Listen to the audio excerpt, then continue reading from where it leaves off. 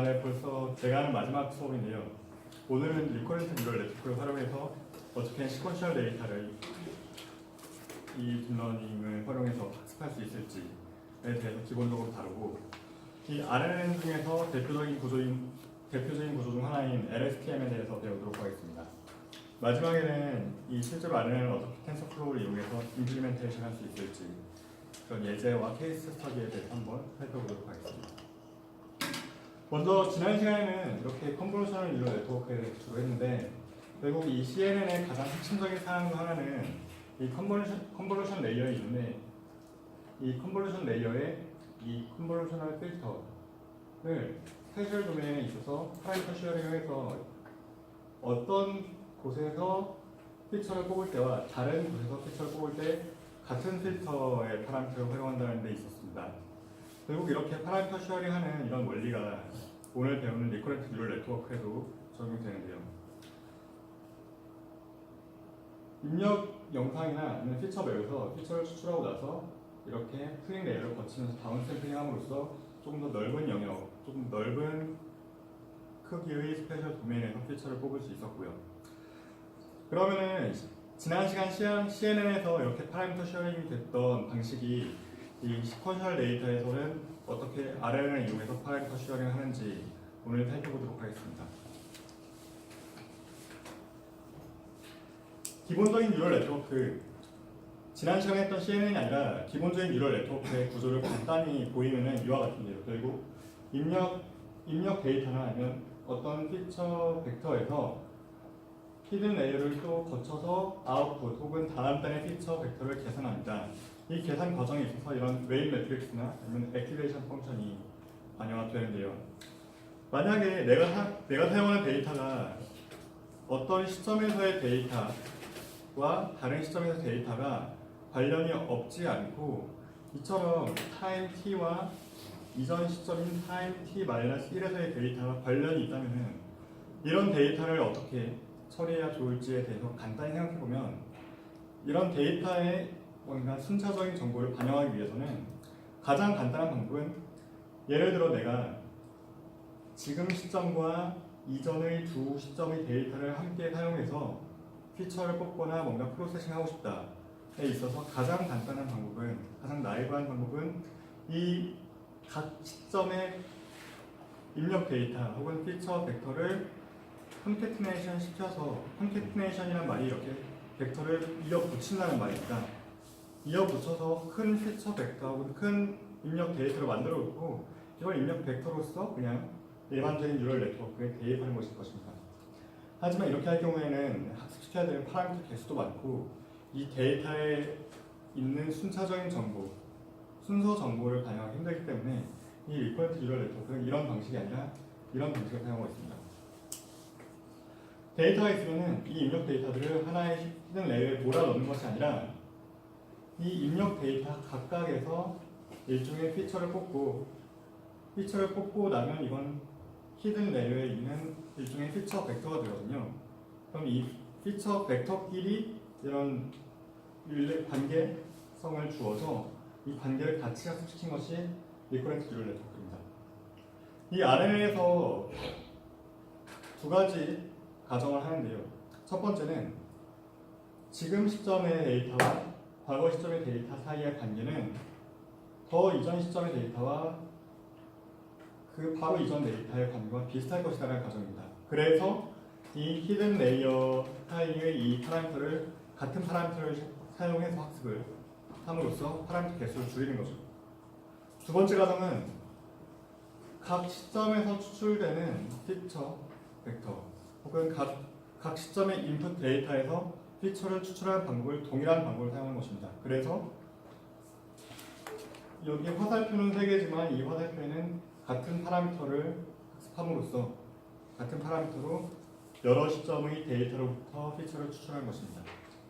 그래서 컨볼루셔널 뉴럴 네트워크에서는 공간 도메인에서 여러 위치에서 동일한 방법으로 동일한 커널을 사용해서 피처를 뽑았던 것처럼, 이 리커런트 뉴럴 네트워크에서는 여러 시점의 데이터로부터 피처를 추출하는 방식과 여러 시점의 데이터들 사이의 관계를 동일한 리니어 트랜스폼을 사용해서 피처를 뽑고 관계를 연결시켜준다는 점에서 이 비슷한 파란선 수형이 일어나고 있습니다. 혹시 질문 있죠? 그럼 이런 리커런트 뉴럴 네트워크가 수식적으로 어떻게 포뮬레이션 되는가를 보여드리도록 하겠습니다. 먼저 이 히든 스테이트라는 단어를 많이 사용하는데요. 이 리커런트 뉴럴 네트워크에 오는 순간 이제 어떤 시점에 대한 정보가 들어가기 때문에 레이어라는 단어보다는 이 스테이트라는 단어를 많이 사용합니다. 그런데 우리가 이전의 뉴럴 네트워크에서 히든 레이어라는 개념을 사용했기 때문에 여기서는 히든 스테이트라는 용어로 많이 설명하는데요. 그래서 t 시점에서의 히든 스테이트 혹은 t-1 시점에서의 히든 스테이트 이렇게 말합니다. 그래서 입력 벡터와 히든 스테이트 사이의 관계는 이런 어떤 논리니어 펑션으로 구성이 되는데요. 이 논리니어 펑션의 입력은 어떤 시점에서의 입력과 이전 시점의 히든 스테이트가 됩니다.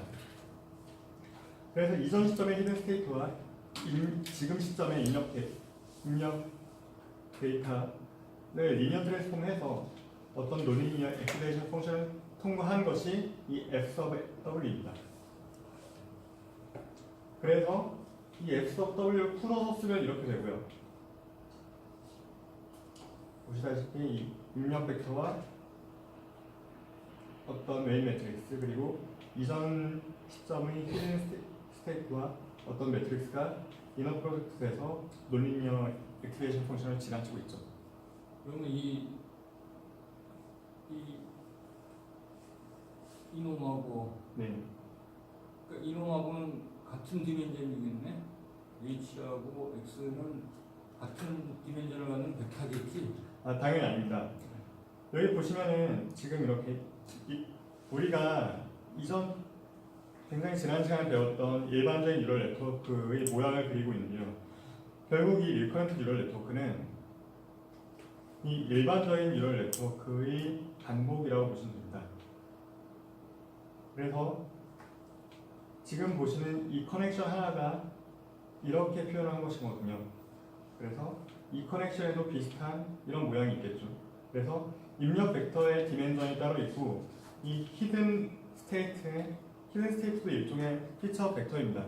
이 피처 벡터의 디멘전은 이 히든 스테이트의 뉴런을 몇 개 사용하느냐 이 뉴런 개수예요. 히든 노드의 개수 정해주는 거하고 마찬가지입니다. 네 맞습니다. 해서 히든 레이어의 노드 개수를 정하듯이 정해주면은 이게 여기에도 이렇게 히든 레이어 하나 있고 여기에도 히든 레이어가 있으면은 입력 벡터가 히든 레이어로 이렇게 동일한 방식으로 연결되고요. 이 히든 레이어 사이도 이렇게 메인 매트릭스와 논리니어 엑스레이션 펑션이 이제 W의 개수가 생긴다는 얘기냐? 네 맞습니다. 다른 질문 없죠. 그러면은 이 리커런트 뉴럴 네트워크가 지금처럼 어떤 순차적인 정보를 받아서 아웃풋 하나만 출력하는 것처럼 이해할 수도 있는데요. 사실 리커런트 뉴럴 네트워크든 컨볼루션 뉴럴 네트워크든 이런 여러 가지 모델의 혹은 여러 가지 아키텍처를 가진 딥러닝 모델이 나오는 이유는 내가 다루는 데이터의 형태, 여러 가지 형태를 반영하기 위한 이런 플렉서빌리티를 가지기 위한 것입니다. 근데 입력 데이터뿐만 아니라 출력 데이터도 내가 원하는 것이 하나의 출력 데이터를 원하는 것이 아니라 여러 디멘전 혹은 순차적인 정보를 가진 출력 결과를 얻고 싶을 때가 있습니다. 예를 들면은 머신 트랜스레이션, 자동 번역하는 거 있잖아요. 우리가 예를 들어서 구글에 이렇게 한국어를 치면은 이렇게 영문으로 싹 바꿔주죠. 이런 테이스크는 입력도 시퀀셜 데이터고 출력도 시퀀셜 데이터인 경우거든요. 그런 경우는 이와 같이 모델링을 해서 입력과 출력 모두 다 시퀀셜 데이터가 되는 이런 네트워크를 활용해야 됩니다. 그래서 이렇게 독일어가 들어가면 네, 이렇게 영어로 이렇게 나오는 그런 머신 트랜스레이션에는 이와 같이 다른 구조의 RNN 네트워크를 사용합니다. 결국에는 우리가 지금 여기 앉아있는 이유는 이걸 배워서 깊든 얕든 익혀가지고 활용하기 위한 거잖아요. 그러기 위해서는 내가 다루는 데이터가 어떤 성질을 가지고 있는 데이터인가를 이해함과 동시에 내가 원하는 출력물이 어떤 형태가 되면 좋을까를 잘 생각해서 구조를 잘 개발할 필요는 차후의 문제겠지만 일단 그런 걸 잘 이해해야지 어떤 걸 선택하느냐의 문제가 되겠죠. 그럼 이 기본적인 리퍼런트 뉴럴 네트워크, 우리는 이런 뉴럴 네트워크를 바닐라 리퍼런트 뉴럴 네트워크라고 합니다. 바닐라라는 말이 먹는 바닐라도 있겠지만 이쪽 분야에서는 그냥 간단한 제일 기본적인 이런 의미로서 바닐라라는 단어를 많이 사용합니다. 그래서 어떤 알고리즘 나오면은 바닐라 뭐 알고리즘 하고 이거에 여러 베리언트들, 변형물들이 이렇게 생기는 것이죠. 그래서 바닐라 리퍼런트 뉴럴 네트워크의 한계점은 기억하실지 모르겠는데 아까 액티베이션 펑션으로서 히든 레이어 사이를 연결하는 액티베이션 펑션으로서 하이퍼탄젠트 펑션을 썼습니다. 근데 하이퍼탄젠트 펑션의 랭지는 -1부터 1까지죠. 그런데 이 히든 레이어 사이에 동일한 웨이트 매트릭스를 사용해서 리니어 트랜스포메이션을 하고 거기 하이퍼탄젠트 펑션을 거쳐서 논리니어한 성분을 뽑습니다. 근데 그 과정이 이 어떤 히든 레이어와 다음번 히든 레이어 사이에서 발생하는 것입니다. 이게 이렇게 여러 번 거치면은 1보다 작은 값이 크기가 1보다 작은 값이 계속 곱해지죠. 곱해진다는 게 문제입니다. 곱해지기 때문에 어떤 시점에 입력 데이터는 다음 시점 혹은 다다음 시점에 히든 스테이트에는 영향을 주지만 만약에 이 거리가 너무 멀어지게 되면은 이 입력 데이터가 여기까지는 영향을 줄 수 있지만 이 입력 데이터들이 더 멀리까지는 영향을 주기 힘든 거죠. 이게 바닐라 리퍼런트 뉴럴 네트워크의 한계입니다. 이런 케이스가 필요한 이유가 일반적으로는 지금 시점의 데이터 혹은 지금 시점의 아웃풋을 출력할 때 이전 시점 혹은 바로 더 이전 시점 그런 가까운 시점의 데이터가 중요하잖아요. 보통 우리가 다루는 데이터는. 근데 예를 들면 꼭 그렇지만도 않은 게 아까 말씀드렸던 머신 트랜스레이션 문제를 보면은 뭐 구름이 하늘 안에 있는 건 뭐 당연하지만 예를 들어 뭐 나는 프랑스에 자랐고 뭐라 하고 결국에 나는 내가 자주 사용하는 언어는 뭐다라고 할 때 결국에 중요한 건 이 점점점이 아니라 더 이전에 나왔던 정보입니다. 지금 시점으로부터 더 먼 정보가 중요할 때가 있다는 거죠. 결국에는 리커런트 뉴럴 네트워크의 한계가 이렇게 가까운 시점의 데이터를 잘 반영하지만 이게 멀어지면은 데이터 반영이 힘들다는 것이 한계입니다. 그래서 이럴 때 이런 문제를 해결하기 위해서 사용할 수 있는 것이 롱 숏텀 메모리라는 일종의 베리언트 오브 리커런트 뉴럴 네트워크입니다. 리커런트 뉴럴 네트워크의 구조를 살짝 변형한 것이죠. 보시면은 지금 보시는 게 어떤 블록 다이어그램으로 설명할 수 있는 일반적인 바닐라 리퍼런트 뉴럴 네트워크입니다. 보시면 여기서 입력 벡터와 이전 단계의 히든 스테이트 정보가 들어와서 어떤 리니어 트랜스포메이션이 돼서 하이퍼탄젠트를 거치고 다음 히든 스테이트를 결정하거나 아니면 이렇게 영향을 주죠. 이게 일반적인 리커런트 뉴럴 네트워크의 블록 다이어그램으로 볼 수 있는데요. 롱숏텀 메모리는 이처럼 되게 복잡해 보이는 모형으로 되어 있습니다. 그나마 이 그림이 가장 간단 명료하게 설명하는 그림이라고 많이 알려져 있는 그림인데요. 근데 이 롱숏텀 메모리의 핵심은 이것입니다.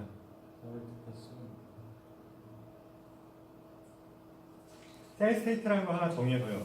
이전에는 히든 스테이트 간에 리니어 트랜스포메이션이 돼서 논리니어 트랜스포메이션을 거치고 결국 리니어 트랜스포메이션은 곱셈이잖아요. 근데 이 롱숏텀 메모리의 핵심은 어떤 스테이트를 새로 정의해서 히든 스테이트가 아니라 다른 셀 스테이트라는 걸 정의해서 결국에는 이 셀 스테이트를 이용해 다음번 스테이트를 구할 때 더해준다는 의미입니다. 이 곱셈은 일종의 이전 셀 스테이트의 정보를 얼마나 남겨둘 것인가를 결정하는 그런 팩터가 곱해지는 다음 슬라이드에서 설명할 그런 것이고요.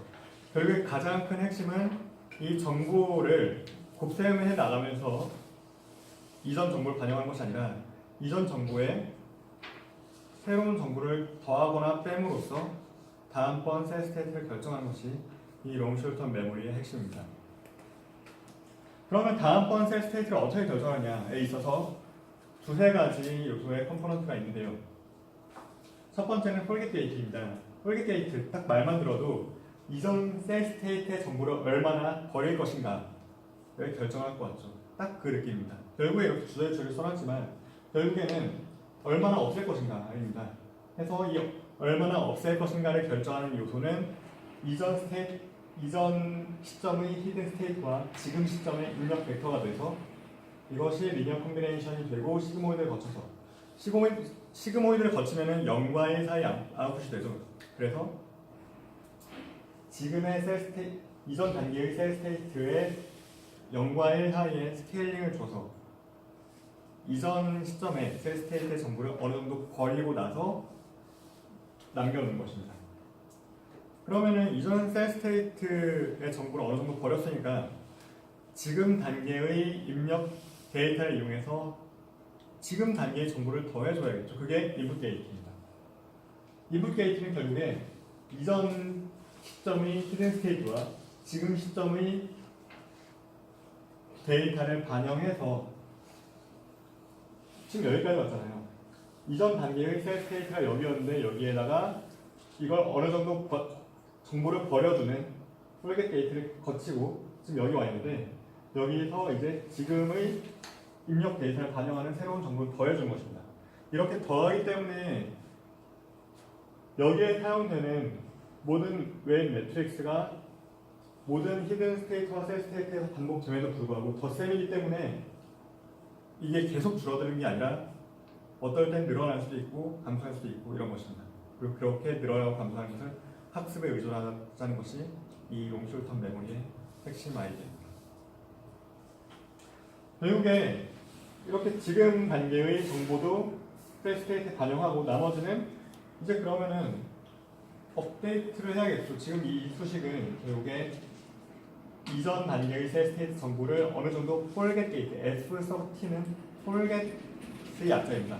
그래서 어느 정도 버리고 나서 여기에다가 지금 시점의 인풋으로 구성된 정보를 반영하는 거. 해서 나온 게 커런트 지금 시점의 셀 스테이트까지입니다. 그러면은 지금 시점의 셀 스테이트를 구하고 나서 결국에는 아웃풋을 구하겠죠. 그게 아웃풋 게이트인데요.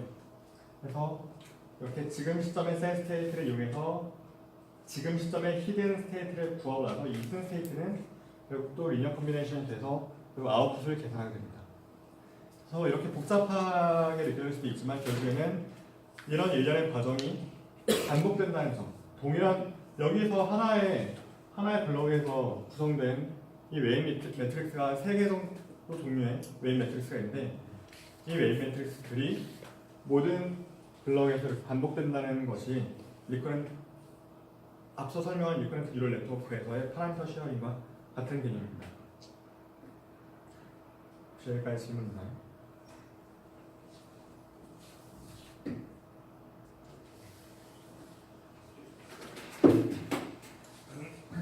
자, 여기까지 딱 들으면은 약간 범죄할 수 있죠.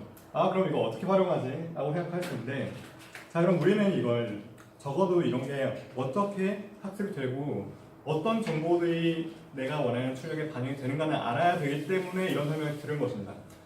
그러면 우리가 이런 걸 직접 구현할 때 어떻게 해야 되는가? 별로 어렵지 않습니다. 제가 한 장을 빼먹었네요. 자, 그럼 이전에 처음에 사용했던 이 바닐라 리커런트 뉴럴 네트워크에서 일종의 베리언트로서 롱숏텀 메모리 네트워크를 설명드렸잖아요. 근데 이런 베리언트는 사실 지금 굉장히 여러 종류의 변형물들이 있습니다. 그중 롱숏텀 메모리가 아닌 다른 베리언트 중 하나는 이 GRU라고 해서 조금 더 LSTM은 너무 복잡하다. 그러니까 나는 조금 더 간단한 인풋 게이트와 폴깃 게이트가 합치겠다라는 아이디어에서 시작된 게 이 GRU라는 일종의 리커런트 뉴럴 네트워크의 변형물입니다. 그러면은 이런 리커런트 뉴럴 네트워크를 어떻게 구현하느냐? 방금 들었다시피 LSTM 너무 복잡하잖아요. 우리가 사용하기에. 근데 실제로 이걸 구현하는 건 어렵지 않습니다.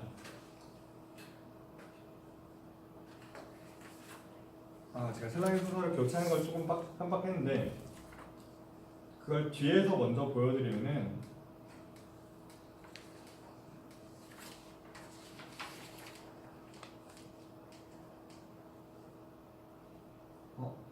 없었네. 네, 그럼 제가 지금 설명하려고 하는 걸 살짝 스킵하고 네, 아마 뒤에 어딘가는 있을 거예요. 제가 버리진 않았거든요. 잘 버리는 사람 아니라서. 네, 그러면은 실제로 학습을 어떻게 하는가부터 설명을 드리겠습니다. 일단 우리가 시퀀셜 데이터가 있잖아요. 이런 시퀀셜 데이터를 트레이닝과 밸리데이션, 테스트 셋으로 나눠야 합니다. 그래서 지금 보시는 코드는 그걸 나누기 위한 코드고 결국 우리가 가지고 있는 시퀀셜 데이터를 뭐 20% 테스트 셋으로 남겨놓고 이 남은 80% 중에서 남은 80% 중 20%는 예를 들어서 밸리데이션, 나머지 80%의 80%는 트레이닝 셋 이렇게 나눌 수 있겠죠. 그렇게 나눠서 트레이닝 셋으로 학습하고 밸리데이션 셋으로 학습이 잘 되는지 확인하고 그러고 나서 테스트 셋에 대해서 내 알고리즘을 검증하는 것입니다. 그러고 나서 중요한 거는 사실 이 리커런트 뉴럴 네트워크를 활용할 때 있어서 어려운 거는 이 LSTM을 구현하고 이런 게 어려운 게 아닙니다. 왜냐면은 조금 전에 보여드렸던 바닐라 RNA이든 LSTM이든 GRU든 다 한 줄로 구현이 가능합니다. 그냥 난 이걸 쓸 거야 라고 이렇게 함수를 딱 주면은 사용할 수 있습니다. 근데 문제는 우리가 가지고 있는 데이터를 잘 매니퓰레이션 해서 RNA를 학습하기 위한 데이터 구조로 변형하는 것이 어렵습니다. 그 과정에 대해서 중점적으로 설명을 드릴 것인데요. 그래서 결국엔 트레이닝 데이터가 예를 들어서 내가 타임 1부터 타임 10,000번째 타임까지 데이터가 있다고 합시다. 그러니까 내 샘플이 10,000개인 거죠. 이렇게 샘플링을 해서 10,000개의 데이터 샘플이 있습니다. 그럴 때 학습 데이터를 이 10,000개의 데이터를 이용해서 학습을 하고 싶을 때 실제로 학습 데이터를 어떻게 구성할 수 있냐면요. 예를 들어서 내가 어떤 시점에 아웃풋을 결정할 때 지금 시점으로부터 이전 10개의 데이터를 보면 충분할 것 같아. 이렇게 몇 개의 데이터를 볼 것인가를 타임 스텝이라고 정의합니다. 그래서 여기 타임 스텝이라고 써져 있죠. 이 타임 스텝이라는 의미가 지금 시점으로부터 몇 개의 데이터를 반영해서 아웃풋을 결정해낼 것인가의 의미인데요. 그럼 타임 스텝이 먼저 결정되고 나면은 이제 트레이닝 데이터를 매니퓰레이션 할 수 있습니다. 예를 들어 내가 타임 스텝을 10으로 할 거야 라고 하면은 이제 트레이닝 데이터는 이렇게 10개씩의 묶음이 하나의 트레이닝 샘플이 되는 것입니다. 그리고 이 10개의 묶음이 타임 1부터 타임 10까지의 이게 하나의 데이터 샘플이 되고 이거에 대한 라벨은 예를 들어 내가 이 원래 데이터의 프리딕션을 하겠다. 그러니까 10개를 보고 다음 데이터를 예측하겠다라는 문제를 풀 때는 이 10개의 데이터에 대한 라벨은 11번째 값이 되겠죠. 그럼 이게 첫 번째 샘플이라면 두 번째 샘플은 두 번째부터 11번째까지의 데이터 샘플이 하나의 새로운 샘플이 되고요. 그리고 그거에 대한 라벨은 12번째 샘플이 되겠죠. 이렇게 내가 데이터 샘플이 10,000개 있다고 하면은 트레이닝 데이터를 10,000개 구성할 수 있는 것이 아니라 이런 식으로 타임 스텝을 고려해서 트레이닝 데이터를 구성해야 됩니다. 그러면은 이제 어떤 한 시점의 데이터도 일종의 디멘전을 가지고 있을 수 있겠죠. 그럼 이런 그 디멘전이 스몰 D라고 이 스몰 D 디멘전의 데이터가 10개씩 묶여있는 이게 하나의 데이터 샘플이 되고 그거에 대한 라벨은 다음 번째 데이터가 되는 것입니다. 그럼 그 상태에서 그 RNA는 그 입력 시퀀스가 이렇게 있으면은 예. 요까지의 데이터를 이용해서 그다음 입력 시퀀스를 예측하는 RNA는 지금 설명드리는 RNA는 그런 RNA입니다. 네. 그리고 그걸 어떻게 변형하느냐는 또 사람마다 다르기 때문에 그러니까 우리 시스템으로 보게 되면 지금 스테이트만 에스티메이션 하는 거, 스테이트 에스티메이션 하는 과거의 데이터를 이용해서 스테이트를 에스티메이션 하는 거지. 스테이트를 알면은 아웃풋을 알 수가 있으니까. 네. 그럼 이걸 실제로 어떻게 이 내 메모리에 올리느냐는 일단 플레이스호더를 타임 스텝 개수만큼 이렇게 정의를 해야 합니다. 플레이스호더라는 게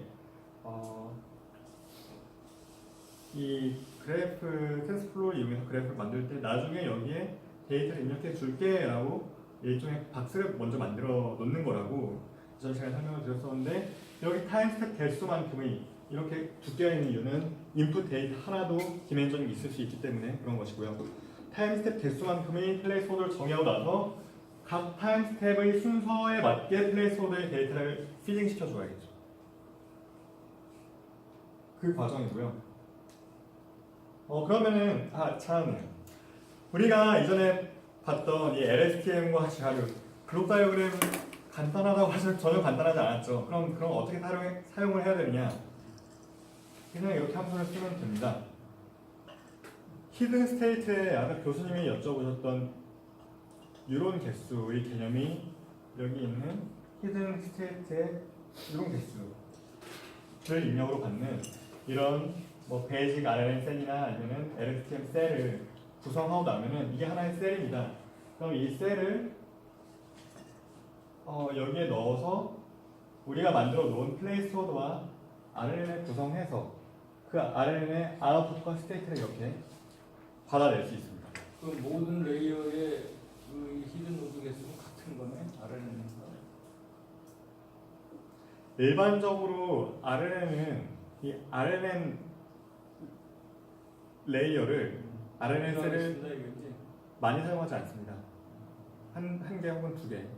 결국 이 데이터사의 순차성을 고려하기 위한 게 RNN 셀이고 물론 RNN 셀에 넣기 전의 입력 데이터에서 피처를 뽑아서 넣을 수 있고 아니면 이 입력 데이터에서 RNN 셀을 이용해서 데이터의 시퀀셜 정보를 뽑아내고 나서 이 RNN 피처를 또 더 깊은 레이어를 쌓아서 네트워크를 구성할 수 있지만 이 RNN 네트워크 자체를 막 수십 개 이렇게 사용하지는 않습니다. 아니 그러니까 하나의 셀 RNN 셀에서 그러니까 약간 우리는 이제 CNN에 익숙해져 있으니까 하나의 레이어잖아. 네 맞습니다. 레이어의 크기가 네, 계속 같냐 이거야. 네 당연히 같습니다. 당연히 그러니까 이게 넘버 유닛이 지금 하나밖에 없으니까 네, 결국 그 HT의 디멘전이 다 같다니까. 네. 이게 지금 이 질문이 나온 이유가 사실 제가 이전에 처음에 리커런트 뉴럴 네트워크를 설명을 좀 부족하게 한 것 같은 느낌이 좀 드는데요. 결국에 리커런트 뉴럴 네트워크는 우리가 예전에 처음에 배웠던 잘 안 보이죠. 사실 여기 왼쪽에 있는 건 별로 중요한 게 아니라서 네. 이렇게 입력 벡터가 있으면은 입력 벡터에서 피처를 뽑은 히든 레이어를 구성하고 여기서 아웃을 뽑잖아요. 이거를 살짝 이렇게 돌려서 그릴게요. 제가 여기에다가 여기에 좀 더 정성을 들여서 그릴 건데 원래 이렇게 설명이 되었던 일반적인 뉴럴 네트워크 구조를 이렇게 살짝 사선으로 그리면 이렇게 그릴 수 있습니다.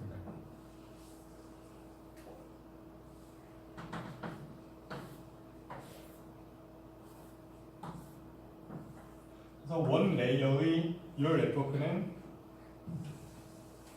이 뉴럴 네트워크를 살짝 사선으로 그리면은 이렇게 그릴 수 있죠. 여기 히든 레이어가 이렇게 있고 근데 리커런트 뉴럴 네트워크는 별게 아니라 이런 네트워크를 일단 타임 스텝 개수만큼 복사합니다. 복사하면 여기서 생기겠죠. 이렇게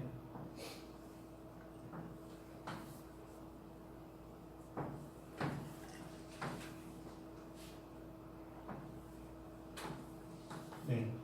이 두 개의 네트워크는 완전히 동일한 모든 웨이트 매트릭스를 같은 매트릭스를 사용하는 그런 뉴럴 네트워크인데 조금 전에 교수님 질문은 그럼 모든 레이어의 이 히든 뉴런 개수가 동일하지라고 물어보셨는데 이게 당연한 이유가 당연히 이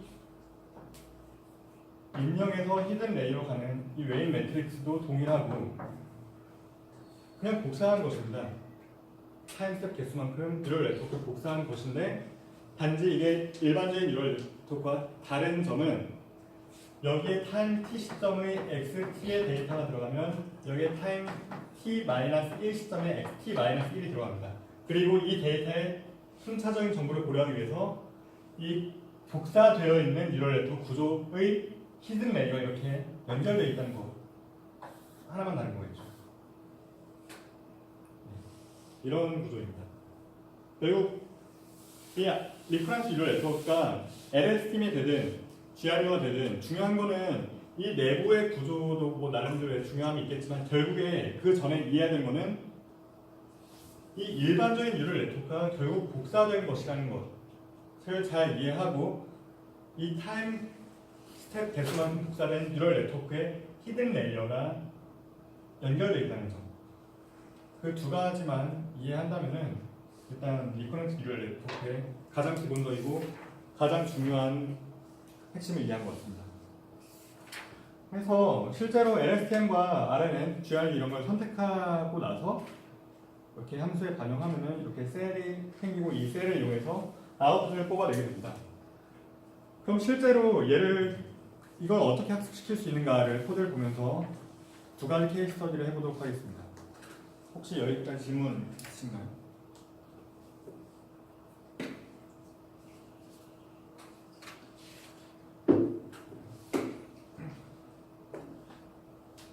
첫 번째 예시 문제는 우리가 이 수업을 통해서 보통 앱리스트 데이터를 이용해서 보통 많이 설명을 했으니까 그런 설명에서 이 익숙한 이런 기억을 활용하기 위해서 비슷한 예제를 들고 왔습니다. 사실 앱리스트 데이터는 영상이기 때문에 시퀀셜 데이터가 아니죠. 꼭 시퀀셜 데이터만 시퀀셜 프로세싱에 대한 부분은 없습니다. 그래서 이 논시퀀스 데이터이지만 이걸 어떻게 순차적인 정보를 이용해서 처리할 수 있는가. 예를 들면 얘가 영상일지라도 28x28 영상입니다. 개별 영상이. 이 28x28 영상을 28 디멘전의 입력 벡터가 28개의 타임 스텝, 얘가 하나의 타임 스텝으로 보면은 어떤 시점 t에서의 입력 벡터가 28 디멘전인 시퀀셜 데이터처럼 볼 수도 있습니다. 그래서 이런 데이터를 어떻게 리커런트 뉴럴 네트워크 구조에 데이터를 입력한다는 걸 피딩이라는 표현을 사용하는데 어떻게 이 리커런트 뉴럴 네트워크 구조에 피딩하는지 그리고 어떻게 학습하는지 보여드리도록 하겠습니다. 먼저 이런 리커런트 뉴럴 네트워크를 구성할 때 몇 가지 파라미터들이 있는데요. 학습을 할 때 필요한 러닝 웨이트, 그리고 몇 번 학습시킬 것인가, 트레이닝 이터레이션, 그리고 이 학습할 때 예를 들어 내 데이터가 10,000개입니다. 근데 이 10,000개의 데이터를 보통 한 개씩 학습하지 않고 보통 이런 CPU나 GPU에 몇 개씩 데이터 샘플을 모아서 한꺼번에 웨이트 밸류를 혹은 파라미터를 업데이트할 것인가, 그러니까 몇 개씩 보낼 것인가가 배치 개념입니다. 그래서 몇 개씩 처리할 것인가에 대한 파라미터들이 있고요. 이 리커런트 뉴럴 네트워크를 위한 파라미터로서 가장 중요한 타임 스텝, 빨간색으로 적혀 있는 이 타임 스텝이 가장 중요합니다. 타임 스텝을 몇 개씩 얼마로 해서 내가 원하는 출력을 얻을 때 이전 몇 개의 데이터 샘플을 보고 내가 원하는 결과를 얻을 것인가, 타임 스텝과 그리고 각 레이어의 히든 레이어의 이론 개수를 결정했다시피 이 RNN 셀을 몇 개로 구성할 것인가 등의 파라미터들이 있습니다. 해서 지금 라지 X와 라지 Y는 앱리스트 데이터를 받아오기 위한 플레이스홀더와 그에 대한 라벨, 지금은 클래시피케이션 문제이기 때문에 10가지 클래스 중 하나로 분류하는 문제이기 때문에 원한 인코딩된 이런 라벨 데이터입니다. 그리고 리커런트 뉴럴 네트워크를 구성하고 나서 이걸 최종적으로 아웃풋을 뽑기 위한 이 웨이트과 바이어스를 베리어블 텐서로 정의를 하고요. 그러고 나서 실제로 이런 데이터의 순차성을 고려하기 위한 RNN을 구성하는 과정은 별로 어렵지 않습니다. 이 입력받은 데이터를 언스택이라는 명령어를 이용해서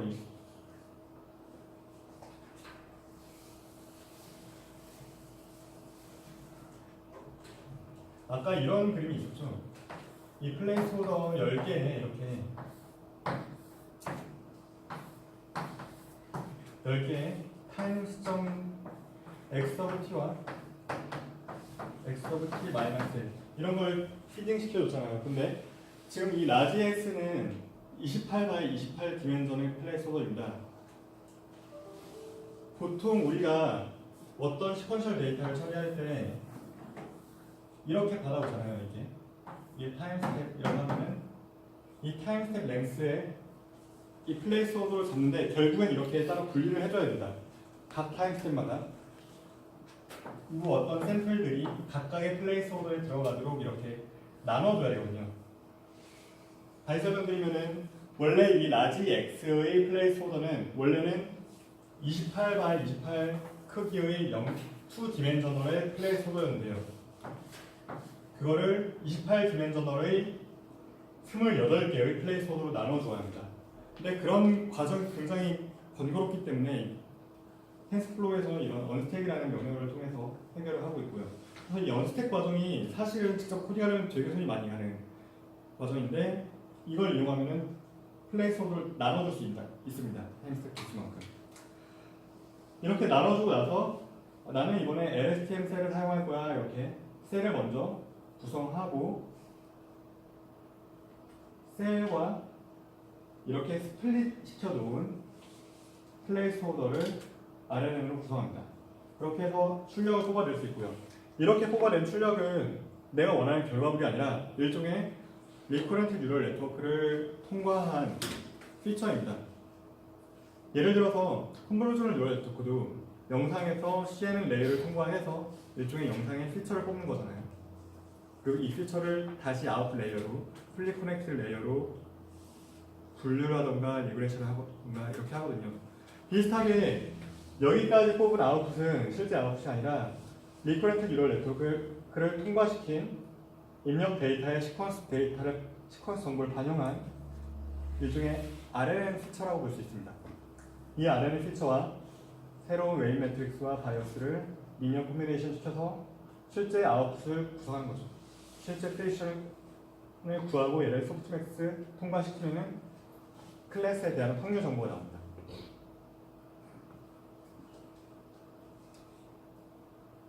그러고 나면은 이 클래스에 대한 확률 정보가 여기 로지스틱이거든요. 그리고 실제 라벨은 이 라지 Y라는 플레이스 오더에 들어가 있죠. 이 로지스틱과 실제 라벨 사이의 크로스 엔트로피 로스를 계산해서 로스를 계산하는 오퍼레이션을 정의하고요. 이 로스에 해당하는 오퍼레이션을 이용해서 트레이닝 시키는 오퍼레이션을 정의하고 나면은 실제로는 세션을 열어서 트레이닝 오퍼레이션을 런하면 됩니다. 그래서 사실 엠비스 데이터는 일단 시퀀셜 데이터가 아니기 때문에 사실 RNN을 적용하기에 적합한 데이터는 아니죠. 하지만 이런 28의 디멘전을 가진 어떤 입력 벡터가 28개의 타임 스텝을 이용해서 학습시킬 때 이렇게 학습이 된다는 것을 보여준 좋은 예시라고 볼 수 있습니다. 그래서 이 코드는 저희 항상 올려놓는 서버에 올려놨으니 한번 이렇게 딱 돌리시면 잘 안 돌아갈 것입니다. 왜냐면은 RNN이 제가 CPU에서 돌려보진 않았는데 되게 간단한 학습임에도 불구하고 엠리스트는 보통 CPU로 다 돌아가거든요. 근데 제가 GPU로 돌렸을 때도 시간이 조금 걸렸다는 말이 수초, 십수초 정도 걸렸으니까 아마 CPU에서 돌릴 때는 아마 십수배는 생각해야겠죠. 네.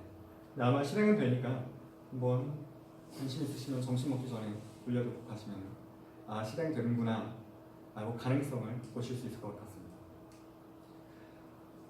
혹시 여기까지 질문 있나요?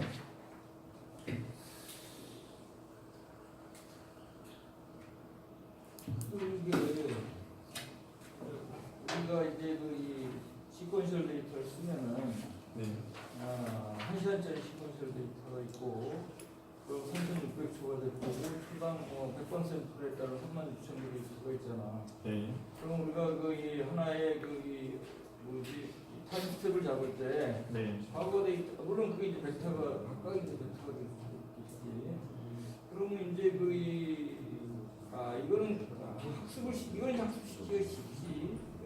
타임 스텝을 100을 잡으면 1초의 데이터를 써가지고 100분의 1초 후를 예측하는 게 나오겠지. 네. 그래서 이제 쭉 가면서 이제 학습을 시킨다는 거야. 그럼 이제 이거 엠리스 데이터 같은 경우는 아까 이자가 돼 있는 이자로 돼 있는 수천 장을 갖다가 그냥 쭉 연결해내거나 맞죠. 연결해 놓진 않고요. 예를 들어서 엠리스 데이터가 트레이닝 셋이 55,000개, 테스트 셋이 만 개의 28x28 영상으로 구성되어 있습니다. 그러니까 여기서 이제 그 트레이닝 할 때 네, 그 이제 그 그런 소스가 있으니까 네, 그런 그 각각 숫자에 대한 웨이트를 계속 뭔가 학습을 시키는 거네. 네 맞습니다. 그래서 이 개별 숫자 영상들을 연결시키지 않고 그냥 하나의 그 숫자 시퀀셜 데이터는 리스닝을 하는데 네, 얘는 그냥 리스닝 하는 게 아니라 한 장, 네, 맞습니다. 네, 리스닝을 28스텝으로 리스닝을 했고 네 맞습니다. 네.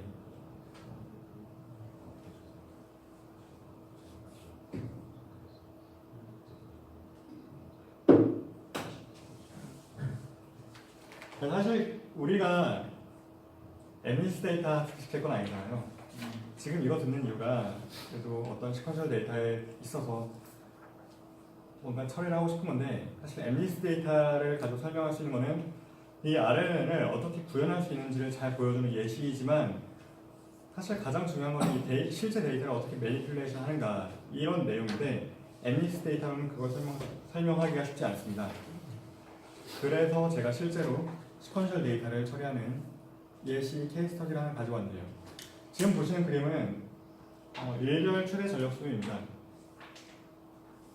지금 그래프는 약 한 13, 14년 정도의 데이터 샘플 여기 숫자가 안 보이시죠? 사실 저도 안 보이는데 한 4,000개 그러니까 1년이 한 356,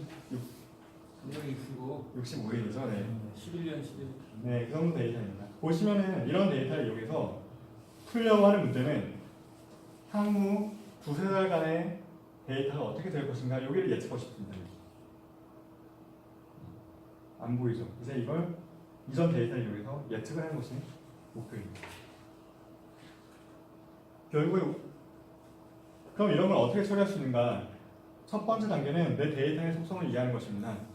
예를 들어 이런 전력수에 있어서는 두 가지 주기성이 있습니다. 첫 번째는 이렇게 보이시죠?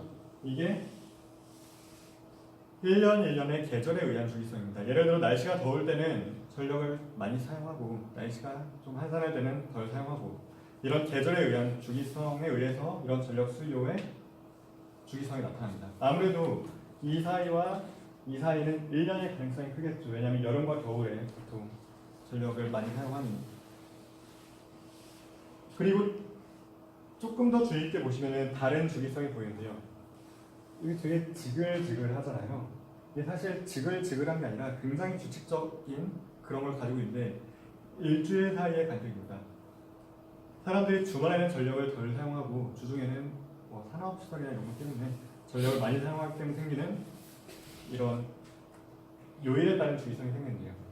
그래서 이 문제를 풀기 위해서 데이터를 먼저 딱 봤더니 그러면은 요일과 계절에 따른 주기성을 어떻게 이 리커런트 뷰를 어떻게 반영할 것인가 핵심이겠구나라고 생각을 한 거죠.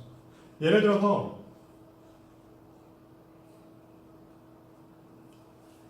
이 요일에 의한 주기성을 반영하고 싶습니다. 근데 요일은 7일이잖아요.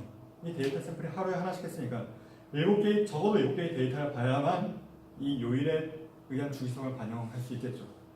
근데 문제는 계절에 의한 주기성입니다. 계절에 의한 주기성을 반영하기 위해서는 적어도 365개 혹은 365개의 배수개만큼의 데이터를 이전 데이터를 봐야만 이 주기성이 모델에 반영되겠죠. 하지만 이렇게 많은 타임 스텝을 반영한 것은 힘들기 때문에 이 문제를 어떻게 풀까에 대해서 고민을 했었고요. 그럼 그런 문제는 어떻게 해결할 수 있을까에 대해서 간략하게 아이디어만 보여드리도록 하겠습니다. 먼저 데이터는 이 전력 수요라는 게 기온에 굉장히 큰 상관관계를 가집니다. 그래서 전력과 기온 데이터를 이용했고요. 그래서 전력과 기온 데이터를 이렇게 네트워크 입력에 피딩하면은 어떤 타임 시점 t에서의 전력과 기온 데이터가 이렇게 들어가면 여기서 RNN 피처가 뽑아지고 이 RNN 피처가 시리코넥스 레이어를 이용해서 RNN 피처의 피처를 한 번 더 뽑고 나서 아웃풋 프릭션을 냈습니다. 근데 이런 걸 위해서 데이터를 어떻게 매니플레이션 해야 되는가를 좀 더 주의 있게 보면요.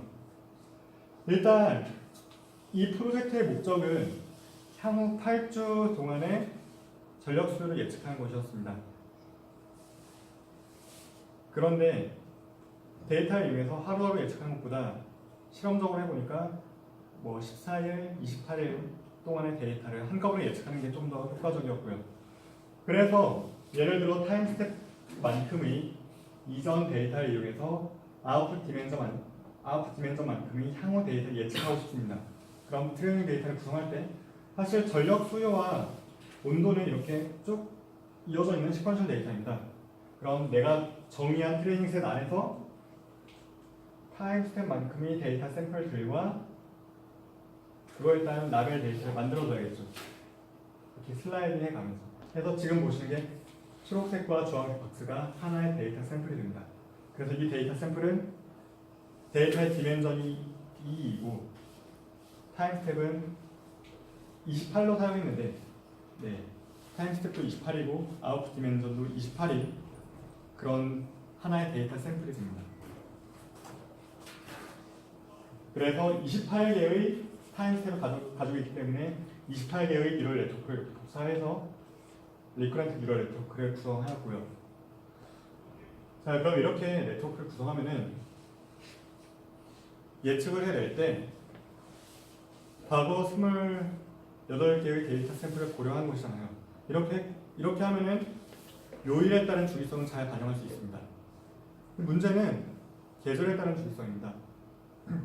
그럼 계절에 따른 주기성을 반영하기 위해서는 이런 식으로 데이터를 매니플레이션했습니다. 지금 사용한 방금 설명드린 데이터 샘플이 여기 있으면은 사실 우리가 예측하고 싶은 아웃풋은 이 주황색 박스입니다. 근데 이 주황색 박스를 결정할 때 이 초록색 데이터뿐만 아니라 이 주황색 박스의 1년 전 시점의 데이터 혹은 2년 전 시점의 데이터를 이용해서 이렇게 일종의 2디멘셔널 매트릭스를 구성한 것이죠. 그래서 이 이전 몇 년치를 볼 것인가에 따라서 이 매트릭스의 이 해이시 결정이 되고 이 아웃풋 디멘전 길이만큼의 데이터를 사용했기 때문에 아웃풋 디멘전 크기만큼 이 미스가 결정이 됩니다. 저는 이거를 일종의 영상 데이터처럼 봐서 2디멘셔널 데이터는 영상으로 이해할 수도 있죠. 그래서 아무래도 1년 전 데이터와 2년 전 데이터 그리고 더 이전의 데이터는 뭐 온도와 전력이라는 측면에서 비슷한 피처를 뽑으면 되지 않을까 해서 CNN 레이어를 구성해서 동일한 피처를 뽑았습니다.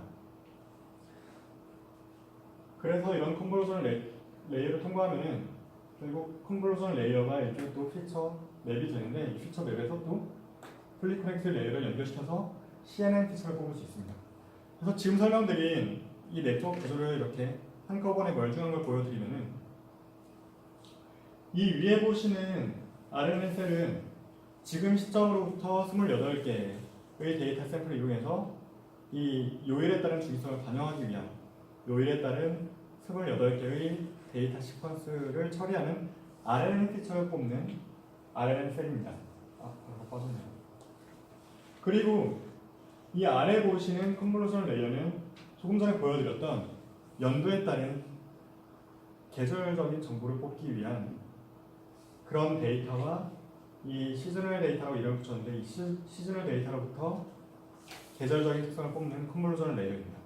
그래서 결국 RNN이든 CNN이든 보통 CNN은 여러 개를 사용하기도 하죠. 근데 보통 다른 연구를 봐도 RNN 레이어는 이 RNN 셀은 한두 개 정도를 사용해서 데이터의 시퀀셜 정보를 뽑고 나서 여기서 또 새롭게 피처를 뽑을 수 있겠죠. 그래서 RNN 피처와 CNN 피처를 컨캐트네이션 시켜서 이 피처 벡터로부터 전력 수요와 템퍼러처를 계산합니다. 그래서 전력 수요와 기온에 대한 로스 펑션을 두 개를 더해줘서 토탈 로스를 계산하고 이걸 아담 옵티마이저를 이용해서 백프로포게이션으로 학습시켰습니다. 자, 그런데 여기서 그럼 온도는 왜 예측해야 되지라고 생각할 수 있는데 여기서 풀려고 했던 문제는 향후 28일 동안에 예측을 하는 것이 아니라 적어도 8주 혹은 12주 정도를 예측해야지 그 해당 연도의 하계 최대 전력 수요를 예측할 수 있습니다. 그래서 28일의 데이터를 이용해서 28일과 뭐 이전 연도들의 데이터를 이용해서 어떤 28일의 기온과 온도 정보를 예측하고 이렇게 예측된 기온과 온도 정보를 이용해서 또 다음 28일의 기온과 온도 정보를 예측하고 이렇게 함으로써 올해 화계 전력수를 예측했었고요. 그렇게 예측해본 결과 그래프를 보면 이와 같습니다. 보시다시피 28일 동안의 데이터는 지금 빨간색이 실제 전력수이고 파란색이 예측한 전력수입니다. 보시다시피 신기하게도 예측 결과에도 이런 요일에 따른 주기성이 굉장히 잘 반영되고 있음을 볼 수 있습니다. 하지만 이 예측 결과를 이용해서 다음번 예측한 건 조금 부정확해지죠. 네, 뭐 이런 한계가 있긴 하지만 해서 예측한 결과 이 이전 데이터에 대해서 백테스팅 해보니까 2, 3% 정도의 오차를 냈었고요. 올해 예측한 결과는 굉장히 운이 좋게도 0.2%의 오차를 내서 이 대회에서 예측 결과로는 2등을 했었습니다. 그래서 이런 케이스 스터디를 보여드림으로써 처음에 볼 때는 되게 막연했죠. 이 데이터를 어떻게 처리할까? 결국 데이터에 대한 고민이 먼저 선행되고 이 데이터를 잘 처리해서 네트워크 구조에 잘 넣어서 학습을 시키면 의미 있는 결과를 만들 수 있다라는 것이 이쪽 분야의 연구 추세입니다. 그래서 이렇게 두 가지 케이스 스터디를 보여드렸고 오늘의 수업 내용을 서머리하면은 먼저 리커런트 뉴럴 네트워크가 무엇인가? 결국에는 타임 터시어링입니다. CNN에서 공간 도면에서 필터 관점으로서 파라미터 쉐어링을 했듯이 이 리커런트 뉴럴 네트워크는 시점 간의 관계성을 공유함으로써 파라미터 쉐어링을 합니다. 그 여러 가지 구조가 있고요. 내가 입력하는 혹은 내가 원하는 데이터가 무엇인가에 따라서 여러 가지 구조로 리커런트 뉴럴 네트워크를 구성할 수 있고 또 사람들이 많이 사용하는 롱쇼텀 메모리 구조에 대해서 설명했습니다.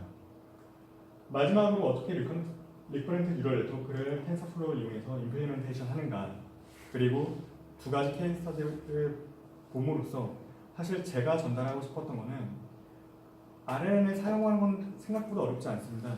정말 사람들이 되게 툴을 잘 만들어와서 하면 되거든요. 오히려 이 텐서플로우를 활용하는 환경 세팅이 더 어려울 수도 있겠다 혹은 환경 세팅하기 전에 내가 마음 먹는 것이 더 어려울 수도 있겠다라고 생각될 만큼 실제로 RNN을 구현하는 것은 그렇게 어렵지 않습니다. 사람들이 이미 많이 구현해놓은 거에 데이터만 바꿔끼면 되겠죠.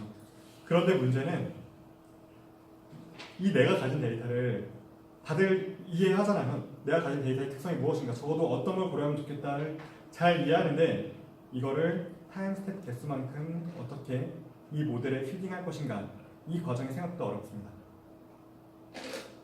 그래서 결국 데이터를 잘 처리해서 리커런트 뉴럴 네트워크를 활용하면은 이건 또 다른 방법으로서 한번 시도해 볼 만한 만약 시퀀셜 데이터를 다룬다면 한번 시도해 볼 만한 그런 구조인 것 같습니다. 네, 오늘 수업은 여기까지입니다. 감사합니다. 혹시 질문 있나요? 그 전력수요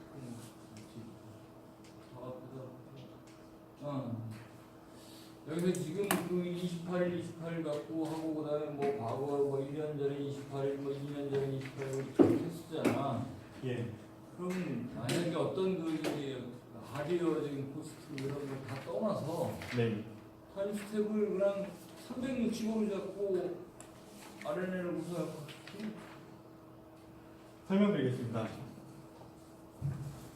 먼저 방금 질문에 대해 답하기 전에 제가 처음에는 이 예시를 이 케이스 스터디를 넣을까 말까 고민을 잠깐 했었거든요. 근데 이번 수업 시간에 이 케이스 스터디를 넣어야겠다라고 확신이 든 가장 큰 이유는 우리가 어떤 걸 학습에 기반해서 데이터에 기반한 알고리즘을 만든 데이터 샘플이 굉장히 많이 필요하다고 생각을 하죠.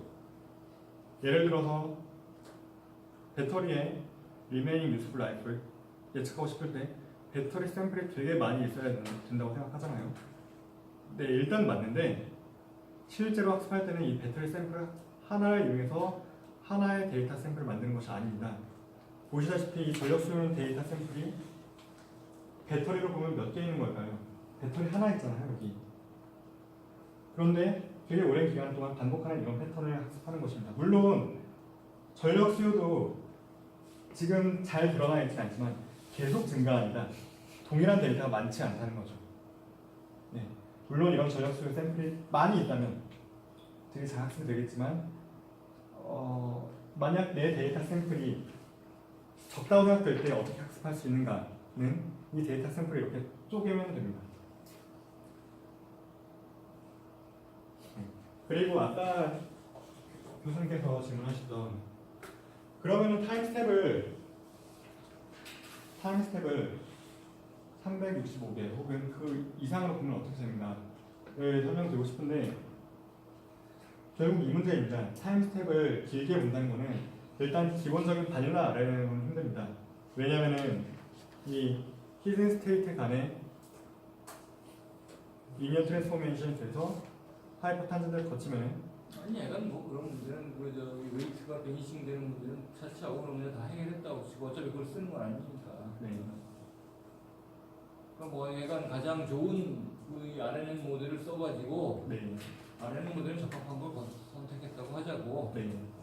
그랬는데 이제 결국은 어떤 그 이 주기성이라든지 뭐 이런 것들을 다 고려하기 위해서 네. 충분히 긴 타임 스텝을 잡았을 때의 예측 정확도와 또 뭐 다른 그러니까 그 충분히 길게 잡았을 때 예측 정확도가 얼마나 올라갈 수가 있는가 과연 그게 가능한 건가 네. 그러니까 어떤 아까 말했잖아 하드웨어적인 문제 이런 건 다 떠나가지고 그런 거는 뭐 약간 돈을 집어넣으면은 의지만 있으면 얼마나 돈을 집어넣어 살 수 있잖아. 네.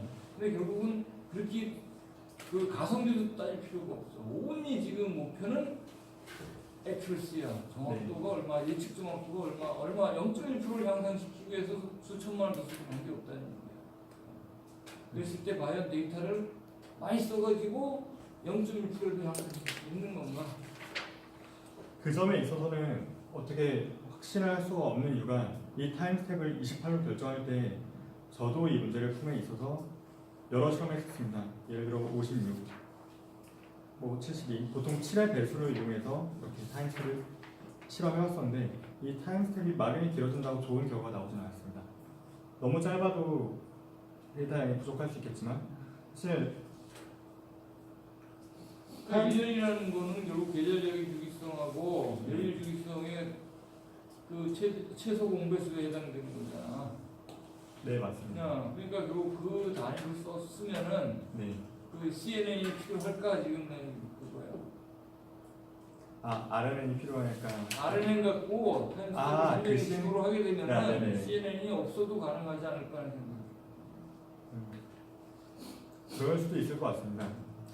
물론 비교를 해보지 않아서 어떤 게 좋다 하고 물론 이제 이게 타임스텝이 길어지면은 RNN의 사이즈가 커지니까 네. 뭐 웨이트의 개수도 늘어나는 거고 뭐 그래서 여러 가지 이제 다른 부작용이 생길 수 있겠지. 네. 근데 사실 물론 이게 어떤 게 좋을지 모르겠다고 대답하는 이유는 해보지 않았기 때문에 조심스러운 대답이고 사실은 실제로 구현 관점에서는 약간 맞지 않는 이유가 우리가 CNN을 쓸 때도 입력 영상에서 되게 큰 커널 사이즈를 잡아서 한 번에 처리하지 않습니다. 작은 커널 사이즈를 이용해서 뭐 여러 레이어를 거쳐서 피처를 뽑는 게 더 효과적이라고 알려져 있는데 사실 그 이유는 어떤 영역에 대해서 이해를 할 때 이 정보가 반영되면 만약에 이 정보의 크기를 안다면 이 정보가 반영되면 더 많은 상대적으로 불필요한 이런 데이터가 같이 반영되는 것보다 딱 정말 필요한 데이터만 활용하는 게 더 도움이 되겠죠. 타임스텝을 길게 잡는다는 말은 그 다음에 또 이제 저렇게 보게 되면은 계절적인 주기성을 뽑아낼 수가 있거든. 네. 그지? 그거를 이제 확대하면은 이제 뭐 일주일 단위의 주기성이 나타나고. 네. 그 두 개를 나눌 수도 있지 않나? 계절적인 주기성과 그러니까 결국 여기 딱 봤을 때 로우 프리퀀시성을 뽑아내면은 네. 계절적인 주기성이 나올 거란 말이야. 아, 네 맞습니다. 그 사이에 이제 하이 프리퀀시를 이렇게 지금 요일별 주기성이 들어간 거란 말이야. 심호의 관점에서 봤을 때. 네, 맞습니다. 예, 그럼 두 개를 분리해낼 수 있지 않겠냐는 생각이. 그럴 수도 있을 것 같습니다. 오히려 애초에 데이터를 뭔가 프리프로세싱을 잘해서 이런 도메인 논리가 많이 필요하겠죠.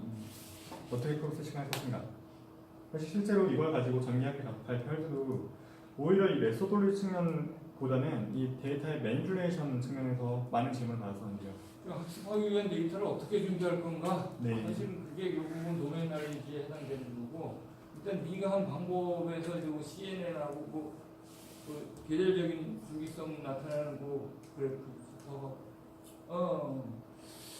생각하기에 지금 그냥 직관적인 생각이야. 네. 지금 이제 이거를 보기 위해서 요걸 쓰고 그러니까 계절적인 주기성을 위해서 요만큼씩만 지금 썼단 말이야. 네. 이게 28일이지. 네. 28일 썼는데 28일 과거 걸 썼는데 지금 이제 요거를 갖고 요거를 지금 본단 말이야. 요일은 네, 맞습니다. 28일 갖고 28일 본단 말이야. 네. 그러면은 이 계절적인 주기성을 볼 때 네. 요 28일 거 과거만 볼 게 아니라 네. 아예 통째로 56일치씩을 CNN을 돌리면 어떨까 하는 생각이 지금 얼핏. 아, 50. 네, 네, 그럴 수도 있습니다. 네. 네. 하여간 왜 그런지 모르지만 약간 깊이 생각을 안 해봐서 네. 왜 그런지 모르지만 왜냐면 지금 이거를 이용해서 지금 이걸 예측하고 있단 말이야. 그래서 네. 이 작은 쪽에서는 RNN에서는 그러면 CNN 갖고 이제 요거만 볼 게 아니라 이걸 통째로다가 아, 네. 통째로 CNN을 돌려보는 것도 괜찮지 않겠나. 효과는 모르겠어. 네, 직관적으로 네, 그럴 수도 있습니다. 그래서 사실 아웃 디멘전도 28일을 예측해서 예측 결과에 의해서 향후 28일 예측한 것이 아니라 56일을 한꺼번에 예측할 수도 있고 혹은 14일로 나눠서 예측할 수도 있습니다. 근데 이걸 나눠서 예측하면은 트레이드오프가 있었거든요. 그렇겠지. 14일씩 예측하면은 첫 14일이 굉장히 정확합니다. 근데 이 예측한 14일로 다음 14일 예측할 때 그 다음 14일씩 예측할 때 갈수록 에러가 많이 발생했고요. 그리고 56일을 한꺼번에 예측할 때는 전반적으로는 잘 맞는 것처럼 보였지만 평균 오차를 재보면은 그게 썩 좋지가 않았습니다. 그러니까 뭐 28일을 예측하는데 네. 예측하는데 자 요거를 예측하는데 이게 요걸 계절적인 요인을 따지기 위해서 네. 요걸 보는 거예요. 요거만 네. 요거만 봤을 때 이 요거만 할 게 아니 요거만 볼 게 아니라 요것도 같이 보면 어떨까 하는 생각이 들어요. 아, 그것도 하나의 방법이 될 것 같습니다. 그래서 이 문제를 보고 사실 제가 지금 이 순간 제가 전달하고 싶은 거는 이렇게 해서 성능이 조금 더 올라갔어, 덜 올라갔어라기보다는 사실 이런 것보다는 제 핵심 포인트는 일단 이 데이터의 특성인 요일적인 주기성을 반영하기 위해서 지금 시점으로부터 과거 28개의 데이터 샘플을 보는 RNN 네트워크를 이용해서 이런 시리얼 데이터를 처리했고 이런 처리하는 방법 이렇게도 할 수 있다. 게다가 이 요일적인 주기성뿐만 아니라 다른 고려해야 될 사항이 있다면은 꼭 CNN이 아니라 할지라도 다른 네트워크 혹은 다른 로스 펑션으로 잡아서 다른 정보를 같이 반영할 수 있다. 네. 이런 지금 이 수업의 목적은 RNN을 이런 식으로다가 여기서 목적은 RNN 구성하는 거에 이벤트이고 네. 내가 지금 하는 거는 이제 이 솔루션을 RNN을 이용해서 솔루션을 구해 나갈 때 고려해야 될 사항들 네, 맞습니다. 이제 거기에 지금 초점이 있는 거고. 네.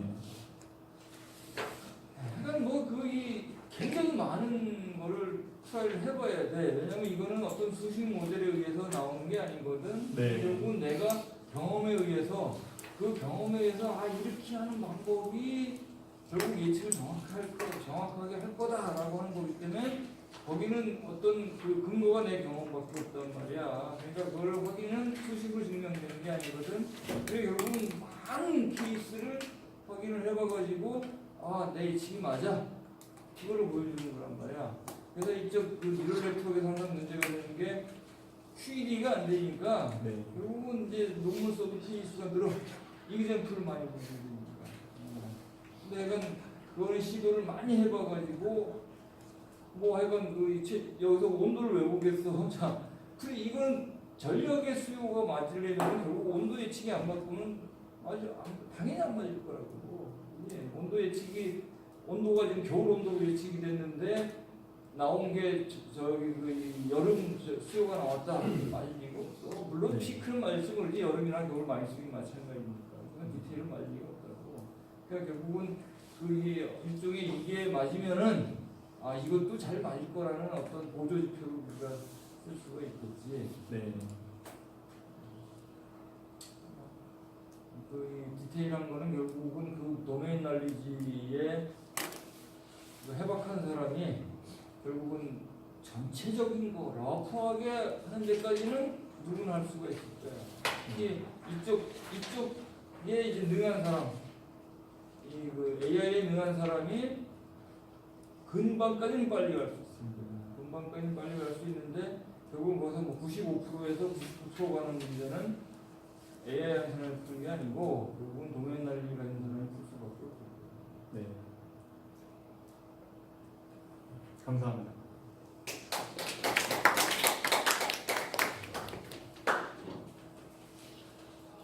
10분을 쉬었다가